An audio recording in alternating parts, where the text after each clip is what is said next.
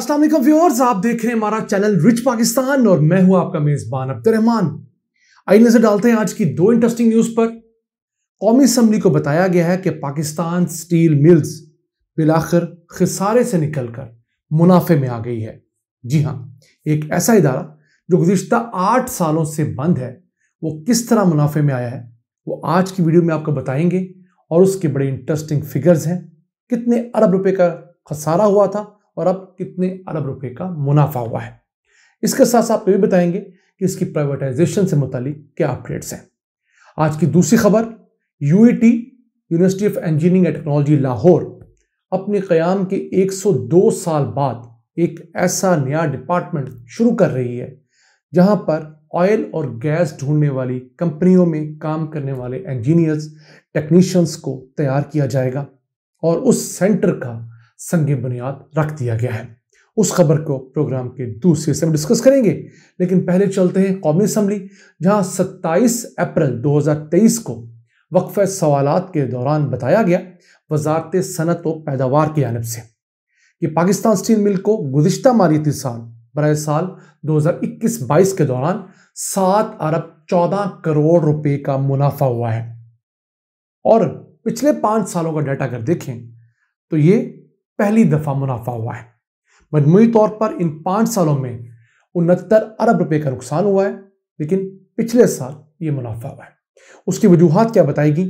सबसे पहली वजह, 2015 में जब ये मिल बंद की गई तो उस वक्त इसके अंदर काम करने वाले मुलाजमीन की तादाद तकरीबन 15,000 थी।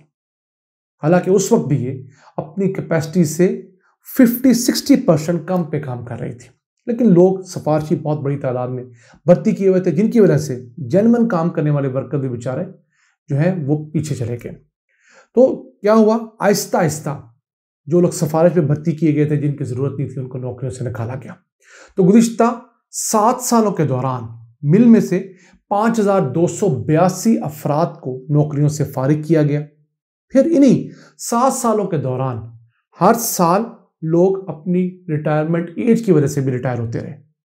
तो अब जाकर इस मिल में 3,207 मुलाजमीन बाकी बचे हैं, जिनमें रेगुलर मुलाजमीन भी हैं, कॉन्ट्रैक्ट वाले भी हैं, डेली वेजेस वाले भी हैं। मजमूई तौर पर सिर्फ 3,207 मुलाजमीन है। उसकी वजूहात ये हैं कि सिक्योरिटी का अमला चाहिए, फिर क्लरिकल स्टाफ चाहिए, जिन लोगों ने इनको टेक ओवर करना है प्राइवेटाइजेशन के बाद, उनको डाटा देने के लिए, बाकी चीज़ों पर नज़र रखने के लिए आपको इंजीनियर्स, टेक्नीशियंस की थोड़ी सी तादाद रखनी पड़ती है कि जब भी विजिट आए तो वो लोग विजिट करवा सकें। इसका फ़ायदा क्या हुआ है? फ़ायदा ये हुआ है कि पहले इस स्टील मिल का माहाना सैलरी का बजट 35 करोड़ रुपए था, यानी सालाना 4 अरब 20 करोड़ रुपए सिर्फ सैलरीज की मद में जाते थे। अब उसमें 72% कमी वाक़ई हुई है। अब सैलरी का बजट सिर्फ 10 करोड़ रुपए माहाना रह गया है, यानी सालाना 1 अरब 20 करोड़ रुपए। तो 3 अरब रुपए तो सिर्फ सैलरीज की मद में बचत हुई है। फिर जो गाड़ियां इतने सारे लोगों के लिए रखी हुई थी, 15,000 की जो स्ट्रेंथ थी, उसमें से बड़े बड़े डायरेक्टर्स भी थे और दीगर लोग भी, फिर बसेस थी, वो तमाम गाड़ियां रेंट पे ली हुई थी, उनको माफ़ी मांगकर छोड़ा गया। फिर उनके डीजल की, पेट्रोल की बचत हुई, मेंटेनेंस की बचत हुई। इसके अलावा उन मुलाजमीन की वजह से जो एक्स्ट्रा बिजली चलती थी, उनके मेडिकल के अलाउंसेस जाते थे, चाहे पानी का खर्चा था, यूटिलिटीज, पानी का जो खर्चा था, वो सारे के सारे खत्म हुए। इसके साथ साथ इस इदारे ने अपने यहाँ मौजूद स्क्रैप को फरोख्त किया और अपनी रियल एस्टेट को प्रॉपरली मार्केट में रेंट पर दिया। तो उसकी वजह से इनको गुज़िश्ता साल 27 अरब रुपए की इजाफी आमदन हुई है। तो खर्चे निकालकर इनको 7 अरब 14 करोड़ रुपए की नेट मुनाफा हुआ है, जो एक अच्छा साइन है। और इससे मुतालिक जो डिटेल्ड जवाब है आप स्क्रीन पर देख भी सकते हैं, और डिस्क्रिप्शन में हमने कौमी असम्बली का वो टेक्स्ट भी रख दिया है, इसको अगर आप देखना चाहें तो आप खुद जाके पढ़ सकते हैं कि क्या असल में हुआ है। इसके अलावा क्लेम ये किया गया कि स्टील मिल ने गुज़िश्ता साल 3 अरब 71 रुपये का जो लोन था नेशनल बैंक ऑफ पाकिस्तान का, EOBI का और कुछ बैरून ममालिक का, वो लोन भी अपनी जेब से अदा किया है। अब तक के नुकसानात की बात करें तो टोटल पाकिस्तान स्टील मिल को 206 अरब रुपए का नुकसान हुआ है। अगर ये स्टील मिल एक किस्म का मुनाफे बख्श इदारा बन जाती है, इसके पास जितना लैंड है उससे इसको अरबों रुपए की प्रॉपर्टी की मद में, रेंट की मद में पैसे आते हैं, फिर अपने आप को थोड़ा कंसाइज करके चलती, यकीन कीजिए इसके बड़े अच्छे ऑप्शन मौजूद हैं प्राइवेटाइज होने के। क्योंकि इसी सेशन में बताया गया कि 4 चाइनीज कंपनीज इंटरेस्टेड थी पाकिस्तान स्टील मिल लेने में, उनमें से 2 आके अपना प्रॉपर विजिट वर्किंग करके जा चुकी हैं ईद से पहले।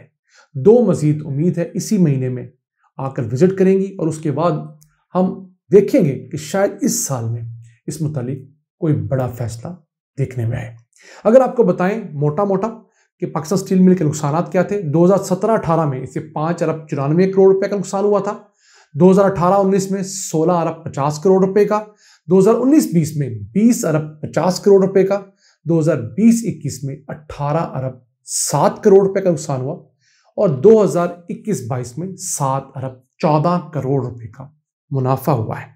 और उम्मीद करते हैं कि मुनाफा आगे भी चलेगा और ये इदारे अपने कदमों पे खड़े होंगे, जिनमें पीआईई भी शामिल है, जिनमें रेलवे भी शामिल है। आइए चलते हैं आज की दूसरी अहम खबर की तरफ। University of engineering and technology Lahore, जो कि पाकिस्तान की state of the art universities में से एक है, उसने एक नए सेंटर का बुनियाद रखा है। वो है centre of excellence for research development and training. इस सेंटर के अंदर ऑयल एंड गैस सेक्टर के अंदर काम करने वाले इंजीनियर्स, टेक्नीशियंस को ना सिर्फ डिग्री दी जाएगी बल्कि ट्रेन भी किया जाएगा, ताकि पाकिस्तान की अपनी ज़रूरियात के मुताबिक भी और इंटरनेशनल ज़रूरत के मुताबिक एक्सपर्ट्स पाकिस्तान में प्रोड्यूस किए जा सकें। कितना अहम फील्ड है पाकिस्तान में। 29 अरब डॉलर्स की हमारी सालाना इंपोर्ट है पेट्रोलियम प्रोडक्ट्स की, एनर्जी प्रोडक्ट्स की, और हम जाकर ये काम कब कर रहे हैं? इस यूनिवर्सिटी बनने के 102 साल बाद। चलें, अब भी उम्मीद करते हैं देर आयद दुरुस्त आयद। और ये डिपार्टमेंट शुरू किया गया है पाकिस्तान की एक बड़ी oil gas sector company PPL, Pakistan petroleum limited. उन्होंने मजमूई तौर पर 3 सालों में 5 करोड़ 10 लाख रुपए फंड करने हैं इस इदारे को सेटअप करने के लिए। उसमें से 2 करोड़ 10 लाख रुपए का पहला चेक दे दिया गया है और ये केमिकल इंजीनियरिंग डिपार्टमेंट के अंदर एक नया डिपार्टमेंट बन रहा है और उम्मीद है कि अगले 3 सालों में ये बनकर मुकम्मल होगा। इन पैसों से ना सिर्फ फर्नीचर खरीदा जाएगा बल्कि इक्विपमेंट खरीदा जाएगा, सिमुलेशन के मुख्तलिफ टूल्स खरीदे जाएंगे और उम्मीद करते हैं कि जब ये डिपार्टमेंट बनेगा तो पाकिस्तान में स्टेट ऑफ द आर्ट बड़े बेहतरीन किस्म के ऐसे इंजीनियर्स, जियोलॉजिस्ट, टेक्नीशियंस अवेलेबल होंगे जो हमें ऑयल और गैस के फील्ड में दुनिया में खुद कफील करेंगे। क्योंकि अगर पाकिस्तान की बात करें तो हमारे पास 9 अरब बैरल तेल है।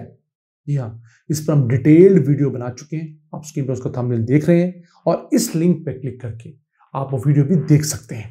डॉक्यूमेंट्री वीडियो है, बहुत इंटरेस्टिंग है। इसके अलावा हमारे पास अगले 150 सालों के लिए गैस भी है।